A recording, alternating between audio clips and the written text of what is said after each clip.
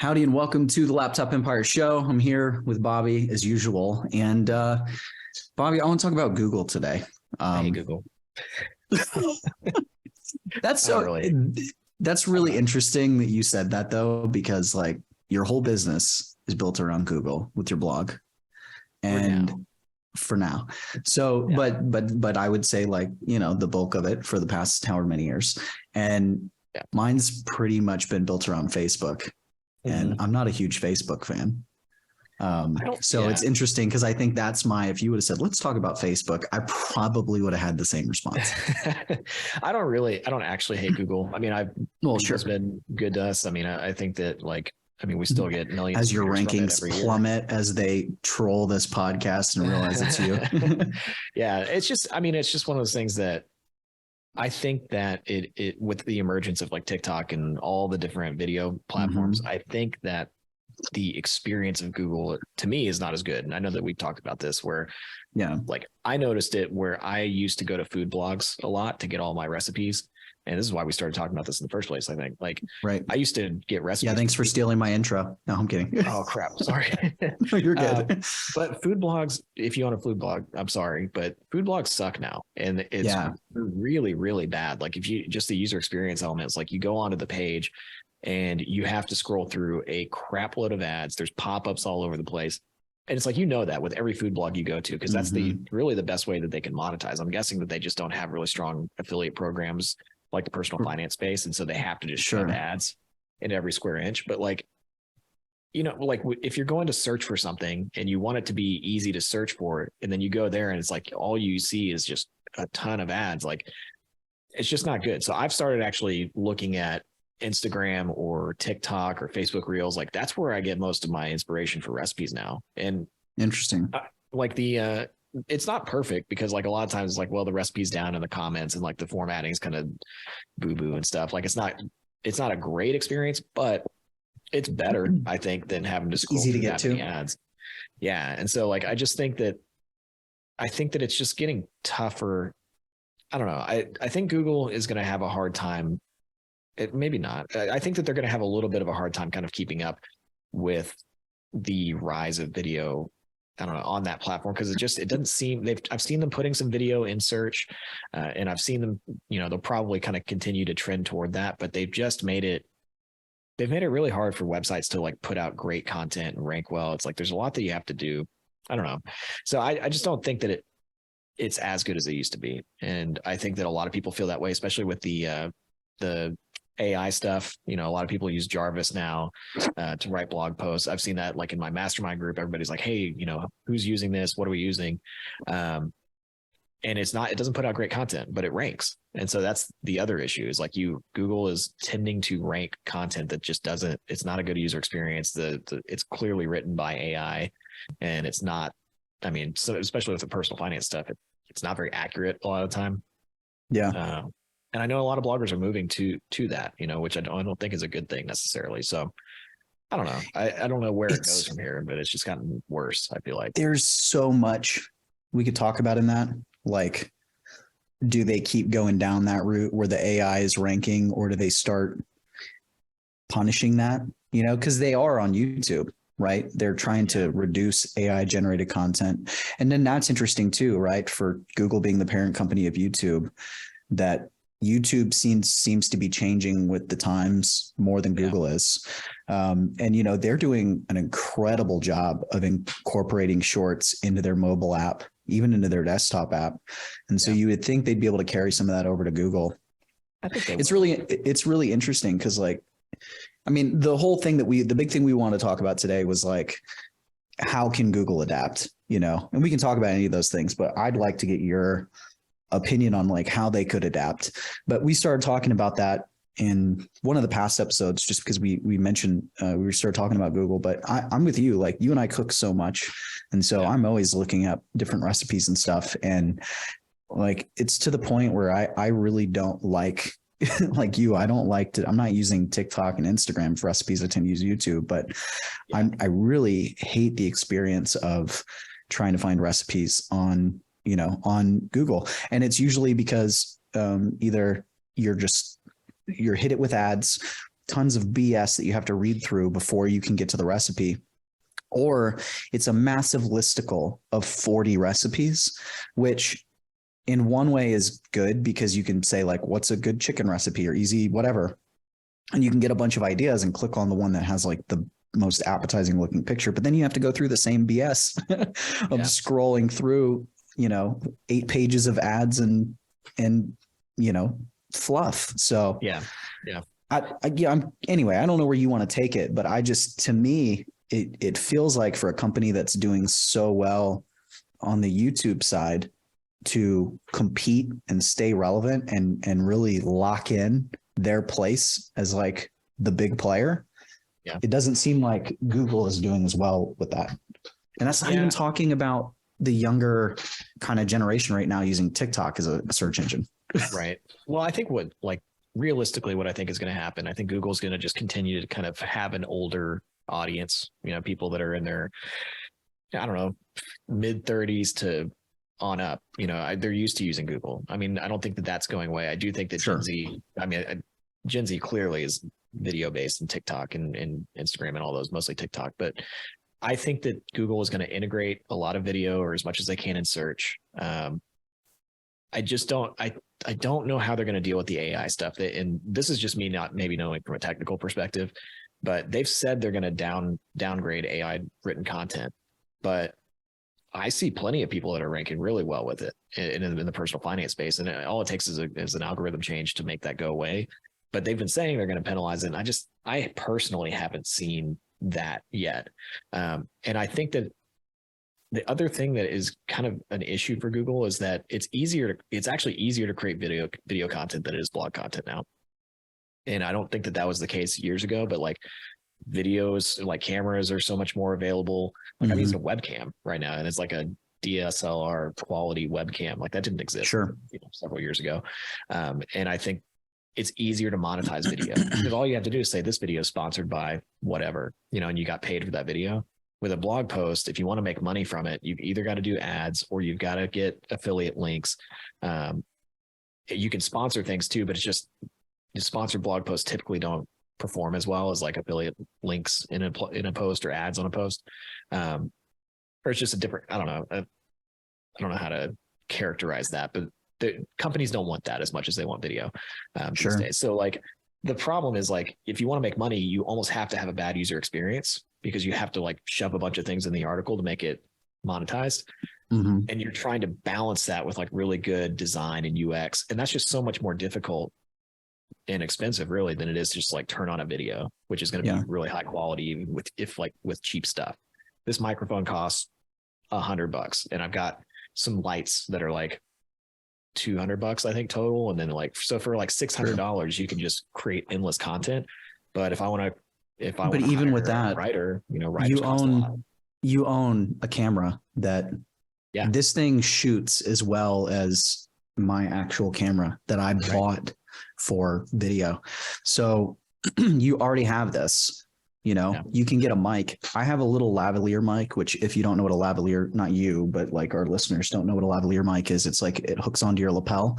I have one that I got for $25 that hooks into my phone and then hooks onto my, what do you call it? And it's not as quality as like this mic, but it's really dang good. I mean, it ups the quality incredibly. So like if I'm recording from my phone and I use that, it's wild. So yeah, like the ability to create video now, like the biggest gap with video is people's fear. You can hide behind a keyboard easier than showing your face on camera. So there's that fear element. And then it's editing. But even with that, editing services are becoming more affordable and more available. Yeah. I mean, like I wouldn't be doing any video stuff if I was having to edit it. I've always kind of outsourced that, but it's, it's easier. And there's services now, that you can get. I think Coral uses a service and like, they're really good, and it's more of a, I don't know, instead of like getting your personal freelance editor, you can get the service and maybe you can't do as much with those, but like if you're just starting out or you're, more on a budget, like you can do really well with that. Yeah. I just think like businesses it's going to be tough, I think, for content businesses to really justify going after Google traffic unless they're already really established. Like, fortunately, we're not even like a huge site on Google in the personal finance space. Like, we do pretty well. There's plenty of sites that do way, way, way better, but we at least have a foothold. I just think it's extremely difficult to even get a foothold because you're talking about all the different technical elements. Like, you've got to have a good domain authority. You've got to have good backlinks, generally speaking. You have to understand site structure. You have to make sure you're monitoring all the competition and writing articles that have, better content and better UX and like all these different things. And so it's like, if you're a content creator and you're just trying to get started, I mean, you don't have a technical understanding of Google, which can seem like a black box and like be very confusing. I'm still learning things about it. I just don't. It's so much easier to go viral on something else, and you can't really do that with Google. So Sure. I just think for me, like what I know that we're going to be doing, we are going to continue to try to improve our Google rankings and rank in more places, but we're moving more to video. And this is in the other businesses, this business too. Like we're moving to video, we're doing more social. Like Google's going to be a piece of what we do, but it's not going to be the piece of what we do. And the other thing that sucks about Google is like all it takes is one algorithm change and your revenue can drop like significantly. You have no control over that. And that's been my kind of concern with, we do well with affiliate revenue. We do well with like make money stuff, but I can't, now that I have employees and stuff, like I can't base the business on just that. And just, one day everything just kind of turns off. So, I mean, it's about diversification, but I don't know, man. I guess they're just going to rely more on YouTube, right? Like, I don't know how they get past all of those obstacles. I think they can make it better with video and the search, but I don't know if they can completely replace it because then you just have another YouTube, Sure. I had a couple of questions in there, but I actually just want to stop for a second and like just say to like everybody that's listening to this, that's a creator, whether you're a blogger, you're on YouTube, you're on TikTok, wherever you're creating, like what Bobby just said about the algorithm change and how you can lose everything overnight, just like that. Like you need to take that very seriously on every single platform and you need to start building your list, right? Like there's a difference between owned audience and rented audience. And like, I just want to make this point because as I've been spending more time on TikTok, I see all these people that are like, oh, I've just replaced my income and I've got this, I'm going viral on TikTok and I'm built this whole affiliate business. And I'm like, man, it's really going to hurt when you look at those people's profile and they're not doing anything to grow their list. It's like, you're going to wake up one day, maybe a year from now, maybe 2 years from now, and TikTok's going to do what every other platform does, and they're going to squash your reach and your little business is gone. So that doesn't mean you shouldn't be on that platform. You should be on those platforms right now, but like build your list. Like that is your owned audience. That's the thing you have. And if you're not moving people over there, that way you can direct them to other platforms like Bobby's talking about here. Like your list was built off of your blog, but you're moving them to video and podcasts and social and these different places because you have to diversify where your audience is. That way you have a security blanket, right? And we've seen it so many times. And it's crazy how, in a 8 to 10 year period, like we've seen so much. Like we always say online business is like dog years. Like you feel so much older than we really are. Like you and I feel like we're just learning and figuring things out and young, but like the realization is like we're old businesses now, right? And so we've seen that and seen people that have been crushed by that. So if you're listening, don't be that person. Like get people on your email list, learn email marketing, like protect yourself. Yeah, that's definitely true. It's funny. Larry he's our tech guy, tracking guy, but he always talks about how Google owns email too with Gmail and everything. So it's like, you can never like truly escape it. But like what we see, I mean, affiliate revenue is mostly driven by the blog traffic. We actually have a pretty difficult time generating affiliate revenue from email. Just because you just need the numbers that you need are so much bigger, right? Like you have millions of people coming to a site and you only need to convert on a small percentage of them. Like the numbers it makes a lot of sense for affiliate because the affiliate play is like generally lower or lower payouts than a product, like an info product. But with info products, like we see email perform really well. So I think it just depends on what kind of products you're trying to sell. If you were doing an affiliate business, I would say like absolutely grow your list. But just even talking to a lot of my friends that do affiliate based models and they have a pretty big email list from their Google search traffic, they usually monetize the list through sponsorships and things like that. It's not as much driving them to, to affiliates. So I think there's that too. You kind of have to decide like what kind of business are you going after? And I feel kind of bad saying all this stuff. Like, I don't want to discourage people from using Google or not using Google, but like relying on Google because a lot of people crush it. I just think it makes the most sense with like a niche website. If you're going to do something on like barbecue grills and like, that's what you're like, that makes sense to me. But if you're doing more of like a personal brand or you're doing more of a, I don't know, some kind of like coaching business or something like that, and you're starting from scratch, like I just think Google's not really going to help you as much. And we know this, like with digital marketing specifically, there's not a lot of search traffic on Google for digital marketing terms. So if you're trying to like come in and like help people, some your ad agency or whatever, like it's just difficult for people to find you. There's just not a lot of people using Google for that, which is where I think YouTube probably makes a lot more sense. You would probably know more about that. Yeah. Well, it's so fluid too, right? Like things can change and, kind of the base principles for digital marketing, paid advertising and stuff like are, kind of evergreen, but the little nuanced stuff changes. And so you can create an article and it ranks and like you'd be updating it constantly. So I think it's hard to keep it. It's a lot of work to keep it up to date. And when people are wanting to do that, when they're wanting to learn how to get more sales, how to grow their list, how to build their brand, whatever, they tend to follow personalities. Like if you really look at it and think about it, they're following personalities. And so they're following people on social media or they're following somebody on YouTube.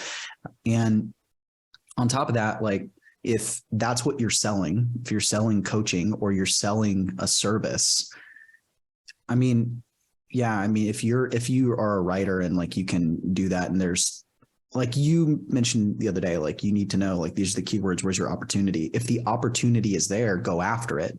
Yeah. But 100%. But the one big advantage to video and everything too, it's that picture's worth 1,000 words. Like, so how much is a video worth? Like if somebody watches you on video, whether it's a 2-minute video on TikTok or a 15-minute video on YouTube, how much trust did you gain? How much stickiness is there, right? Like if you help somebody solve one thing, because everybody at any given moment, there's like one thing that's bothering them or that they're struggling with in that particular moment. And if you solve that, they're coming back, right? Yeah. Whereas, and that, that to me is like, I've always been interested in your business and like SEO in general, right? Because people, they're searching for a problem and they discover you. But what I've heard from like YouTube people is they're like, and luckily the algorithms changed around this, but they're like, if you are too heavily reliant on SEO, you don't have the stickiness on your channel because they get the answer and they go, right? Yeah, and so I think that's, kind of the downside of it. So you kind of have to, but to me, you got to have a blend. Like if you're a content creator, you have to have a blend of like the searchable content and like the stuff that helps you grow, but then like the stuff that gives you the connection and like lets people get to know you and builds that trust. Like you can add, especially with video, you can add your personality in and you can do it with writing too, but I don't know how much you do that with blogs anymore, where you kind of inject your voice the way you used to. Like we do a decent amount of that. I think, I don't know. It's an interesting point. I think that the thing that you have to determine again is kind of like the business model that you're going after, because like a good example of what you just said, where it's like how much stickiness is there, and does SEO help build like does it help build your brand, or does it help build like a following or loyalty? I can tell you from like affiliate sales, if we have affiliate sales for our courses, generally the people that are more of like a personal brand, if they're a blog, and it's just a blog about them, or if it's them traveling or whatever, like Michelle Schroeder from Making Sense of Sense is a great example of this. Like she is, I think biggest on Pinterest. I haven't talked to her in a while about her traffic, but I think that's probably where she still gets a decent amount. But she's also like a personal brand. It's about her. It's about her lifestyle. It's a lifestyle blog and traveling and all of that. She's really great at converting with courses, right? Because like it's hard to convert with courses because you have to build trust. Like you have to have an audience that believes you. We have a really hard time with affiliates that are just like kind of like a nameless, faceless, just SEO driven, kind of like Google traffic only. Like they have a hard time converting, and they don't like it sometimes. Like they're like, hey, I sent you all this traffic and it didn't convert. And it's like, well, they don't know who you are. Like they just searched on something in Google and they hit your page and then they came to us, and they don't even probably remember how they even got into our funnel. And like, depending on how, this is where it gets difficult too, like the intent of the keyword. Like if somebody wanted to, like even with I don't want to say that one, even with like the proofreading course that I just rolled out, like if somebody's like, I don't know, best course for proofreading or something like that, or if they were Googling like Millennial Money Man proofreading course, like that is a really high intent. Like that person has a high chance of converting. If they're just looking for something like side hustles and then they find some affiliate blog and then they happen to click to us, like they're so high up in the funnel, the conversion awareness funnel, that like it's going to be really hard. We have to nurture them more on our end, and then it takes longer to actually get them to convert. So all that say, like most of the affiliate play on Google is kind of build like a nameless, faceless site, get a ton of affiliate revenue, keep your margins really good, and then sell at a multiple. Like that's kind of what everybody wants to do in that space, versus like more of a personal brand of YouTube. Like you're not really trying to sell as much. Sure. Kids background. So something to add to that, just like your brand, it's kind of has those personal brand elements. Like I feel like you have a lot of brand loyalty and people know you, and just because of how it started and how you've grown it and everything. So like when you recommend a program, you're going to do better than those nameless, faceless brands, because they're the person that is clicking. They're going like, Bobby's, he's the one that's recommending this. It's like my friend over at Millennial Money Man recommending it versus, my friend at money.com. That might actually, I probably should have said that. That might be a real website. Like, but it's more of a facelessmoney.com, recommended, and I don't know anything about them. So yeah, I mean, that stuff definitely matters. I'm curious. I mean, makes it difficult too, like sorry, but like, it's actually caused, that is true. Like I have more of a personal brand. Most of our traffic comes from Google. So there's kind of like, it's kind of incongruent, because it's like, if I wanted to, and I don't have any plans to sell the business anytime soon, but if I wanted to, I would have a really tough time with that, because a company would come in and be like, well, this brand's about you. And so either you have to stay around for 3 years or a year or whatever, or you need to depersonalize the website. So like those are things internally, like we've been talking about, like how do we, tweak the branding or whatever. But it's also another reason why we're doing so much more on like the video side and the podcast side and all that, because like we just need to build more brand around, or more audience around the brand in general and not around me. So I'm gonna be making some changes on those things, but it's tough. It's tough to find like the perfect balance of everything. Yeah, no, for sure. I'm curious, just because we've been having this conversation about Google, like, would you today like recommend people starting a blog, like compared to, I mean, when we were originally doing the podcast, that was something you're like, yeah, start a blog. Like, what are your feelings on that now? Yes and no. I think only if they're going to start the niche website. Like if they're going to pick a very targeted thing to write about, whether it's like credit card debt, or if it's like backyard grills, like I was talking about, like there are plenty of people that start those sites, and the goal with those is exactly what I was talking about earlier. Like you start it, it's pretty much depersonalized, you do well, you rank really, really well, you get affiliate revenue, and then you sell for a multiple. And there are people that they'll buy multiple sites like that at a time, and then they'll sell them, and like that's the business. And that makes a lot of sense. There's a ton of opportunity there. And I know people that are doing that at scale. Like I was talking to a friend the other day where he's basically just buying up as many websites as he can, fixing them, getting them to rank better, negotiating better affiliate deals, and then he's going to package all of them together and sell them to like a private equity firm or something 5 years from now for a ton of money. That is a business model that makes sense. If you're doing a personal brand, I don't think it's bad to have a blog, but I think that it should be something that you just have in addition. Like there's still value in written content. Some people still like that. Especially if you're a food blogger, especially if you're, personal finance makes a lot of sense because a lot of people do like to read about it before they actually do something. But I think you have to go video first and blog second on something like that. So it just depends on the business model. Interesting. So if you're starting today, like you're starting over in the personal finance world, like, have you thought about like, man, if I was doing it again today, like this is what I'd do? I'm just curious because I actually thought about this. I've thought about it a little bit. I think I probably I would do what I'm doing right now, honestly, and we're doing it here too, where it's like the podcast, like, cause I think this is the easiest form of content to make. I don't like doing like scripted YouTube videos. I don't even like doing TikToks necessarily. I do like this. This is the most natural form of content for me. And it's like, you can put it everywhere and you can clip it. And I think there's still like, I think you need to supplement it with other like actually created content. I don't know if you need to, but I think it's better if you do.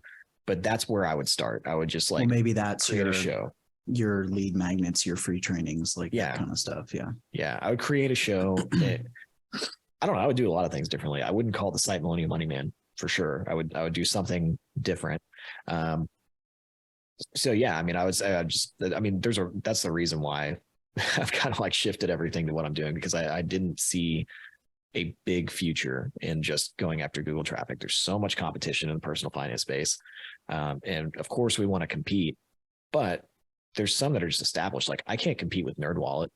Like NerdWallet owns like all of the keywords for everything, and most of the rest of us are just kind of picking up the scraps where we can.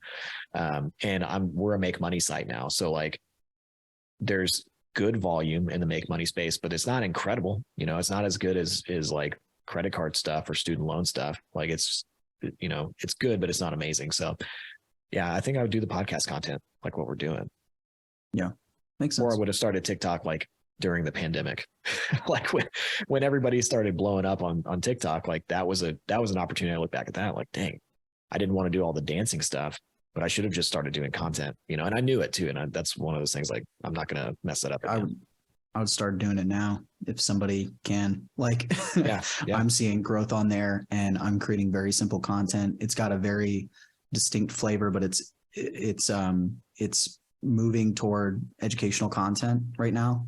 There's still a lot of growth opportunity. And like, I was like, I'm not going to dance on the platform. Like, I'm not doing that, period. I want to show that like you can. And I would say some of my best content is I saw dancing videos that had educational content text around them. And I was like, I'm going to do that, but I'm not going to dance. And like, I have one where I'm just like, literally like, my coffee, I'm like drinking coffee, but I'm doing the text, and it worked really well.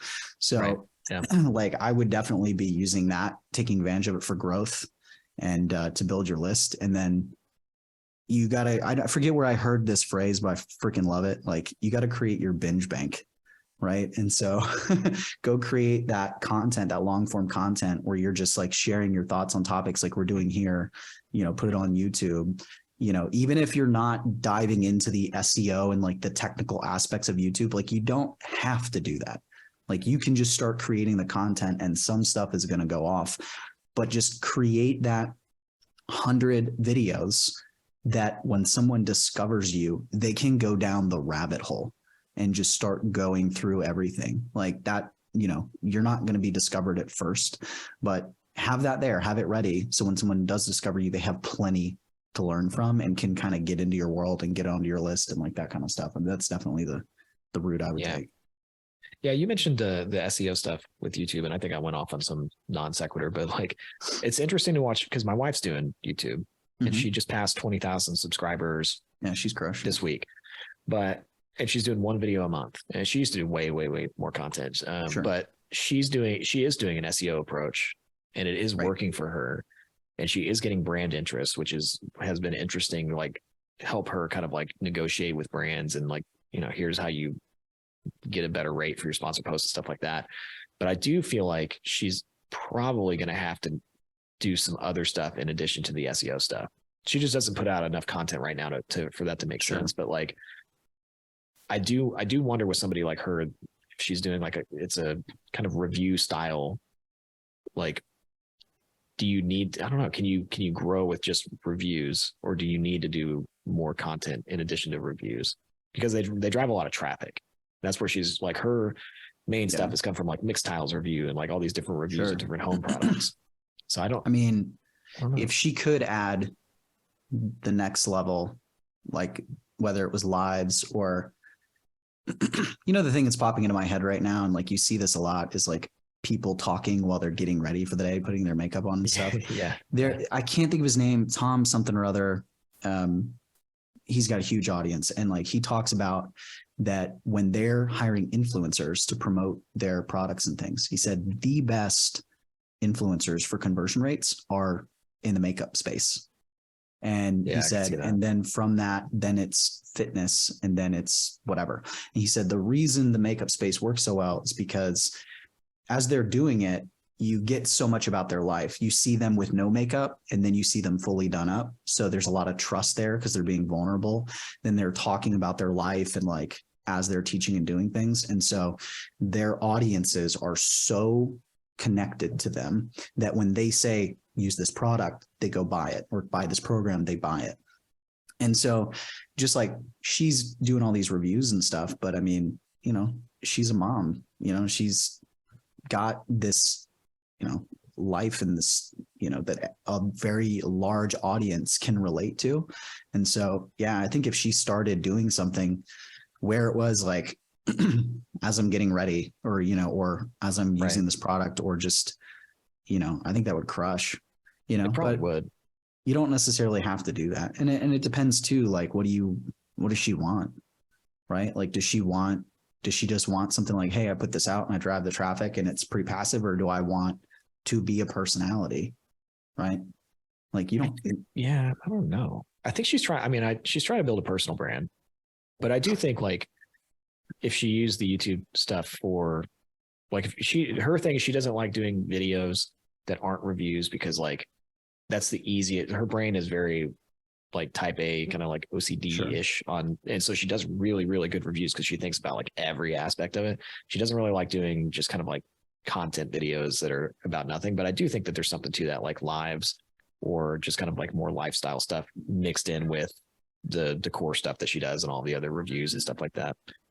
Yeah, I think there's just, anytime you do content, there's this element of like, you have to have different types of content. And I'm not sure if this is the same with blogging, but with video, the people that are really successful, it seems like they have their viral content or their SEO content, like they have their audience building content, like the stuff that's really driving traffic.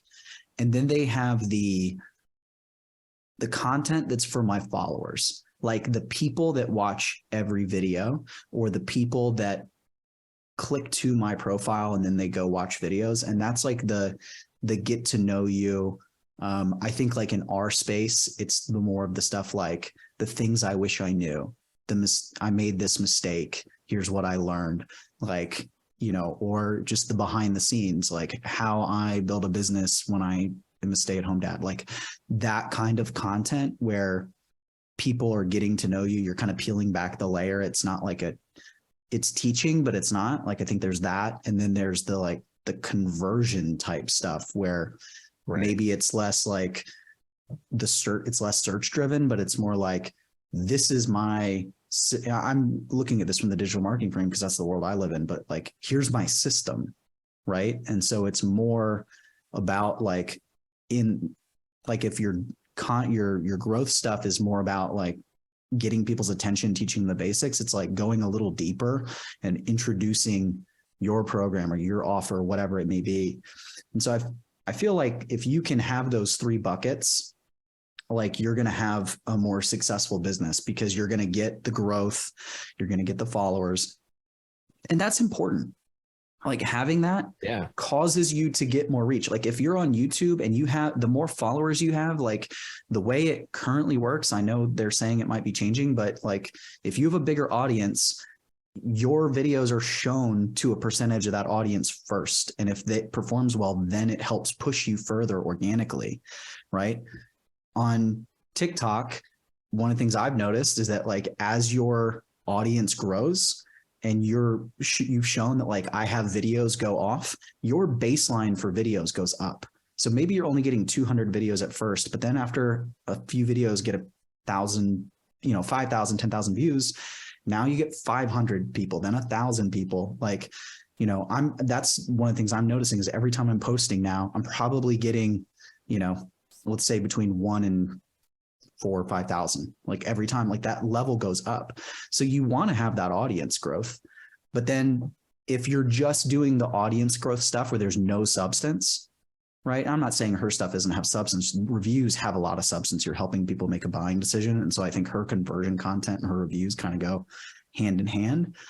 But what kind of stuff could she be promoting and selling that maybe doesn't have the search volume that people would just do it because she recommends it, where it's like, this is the thing I really like. And then how much does that open for sponsorships, right? If she had that stickiness. So, but I've always felt like I remember us being in Austin for like right before, before COVID, when she was like just starting out and getting some traction, and we were meeting for like a company thing and, talking to her about like how big of an opportunity she had. And I think it just comes down to like, how much does she want to do? And like right now, I think it's awesome that she's getting the growth that she's getting, and she's not putting a ton of pressure on herself to grow. Cause I feel like that's the best way to handle it. Yeah. Yeah. I think so. I think so too. I mean, she's doing one a month, and she's doing a bunch of shorts, and she's had like traction on, I think Instagram has done the best for her. She's had some stuff like, pop off a decent amount of views. And like she said, TikTok's starting to grow for her, at least from a view perspective. So it's like she's doing that. Maybe I'll talk to her and be like, hey, you need to put lives in there too. Problem is with YouTube, man, there's so many creepy guys out there. Like that is an issue. Like, yeah, I mean, there's one thing just putting out content in general, like, having like trolls and stuff, but like, there's a whole different layer. I go through and read some of the comments on her stuff. I'm like, holy crap, these people are problems. It doesn't have to be lives though. Like, yeah, it could just be content, more like lifestyle content. Right. Yeah. Even if there's something where it's like, you could just have like she could just record in 3 places, right? And just have like that overarching story of like, what is it? And maybe there's like her in the kitchen, her in the car, her somewhere else. And like, there's like I say like a story arc. I'm not good at that kind of stuff, but you know what I mean? Like, yeah, I know what you mean. Where it's just like her talking and people like getting to know her more, right. And it has like a bigger theme. I think something like that. And then you kind of eliminate, because you're right. Like it is something about like when you go live, like the trolls and the creeps come out. It's so weird. Yeah. Well, just even on our regular YouTube videos, there's like, but it's like worse. It's more, yeah, it's worse. But yeah, anyway, I think bringing it back, like Google, generally speaking, I think is going to like just trend older. I think they're going to introduce more video. I think they're actually going to rely more heavily on YouTube moving forward. It wouldn't surprise me if like YouTube, I don't know what how many users are on each one. I'm guessing Google has way more users than YouTube, right? Last I heard, Google was still the largest search engine, and then YouTube, and then TikTok was just in Gen Z was like super high. But yeah, I don't find TikTok search very useful personally. I don't either. I think the Instagram stuff is okay, but it's not even really that good either though. I've tried to search for things and I'm like, God, this sucks. I don't know. I'm trying to look up right now, like what is largest website? Largest websites by traffic, maybe. Google's number 1, YouTube's number 2, Facebook's 3, Amazon's 4. It wouldn't surprise me if YouTube turns number 1 at some point, like 10 years from now. It's just there's a big gap. Yeah, it's interesting. Like they started putting, you would go on the app. So like, I'm a big YouTube user, like just like have it playing when I'm cooking or whatever. And, they added like a bar where you had the shorts, like in a horizontal sliding bar when you're scrolling vertically. And I just noticed this week, now that bar is the first row. It used to be video, third row.